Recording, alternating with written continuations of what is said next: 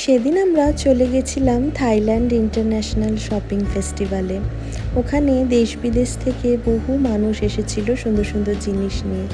Mainly এই সুন্দর home decor আইটেমগুলো দেখে আমার এত ভালো লাগছিল।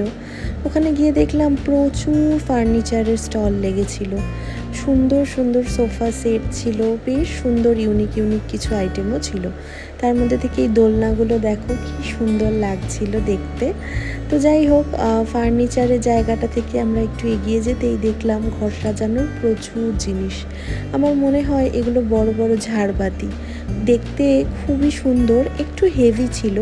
আর এগুলো দেখো, এগুলো সমস্তই হাতে আঁকা জিনিস, খুব সূক্ষ্ম কাজ আর দেখতেও অপূর্ব সুন্দর লাগছিল। দেশ বিদেশ থেকে প্রচুর চকলেটস, কুনাফা, বাকলাভা সব এসছিল। তার মধ্যে থেকে এই ড্রাই ফ্রুটস চকলেটের দোকানটা থেকে আমরা চকলেটস নিয়েছিলাম। এই বক্সটা দেখছো, এটার দাম নিয়েছে 750 রুপিস। এটা পিওর ড্রাই ফ্রুটস চকলেট, খেতে খুব ভালো চকলেটগুলো। যাই হোক, আমার সব থেকে পছন্দের স্টল ছিল এইটা, কারণ এখানে না সেরামিকের জিনিস পাওয়া যাচ্ছিল, আর আমি ক্রকারি ভীষণ ভালোবাসি জানো। তো যাই হোক, আমি কিন্তু লোভ সামলাতে না পেরে এরকম 4টে নিয়ে নিয়েছিলাম, কারণ এত কালারফুল ছিল আর কালারগুলো ভীষণ সুদিং ছিল, খুব সুন্দর দেখতে ছিল।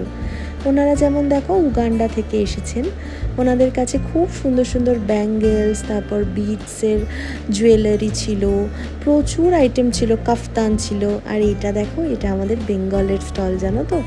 এটা হচ্ছে মুর্শিদাবাদের পিওর মাসলিন শাড়ি, দেখে মনে হচ্ছে ছোট্ট পার্স, কিন্তু পার্স না, এগুলো কিন্তু শাড়ি। খাবার দাবারেরও মোটামুটি অপশান ছিল, সেগুলোর ভিডিও আর আমার নেওয়া হয়নি।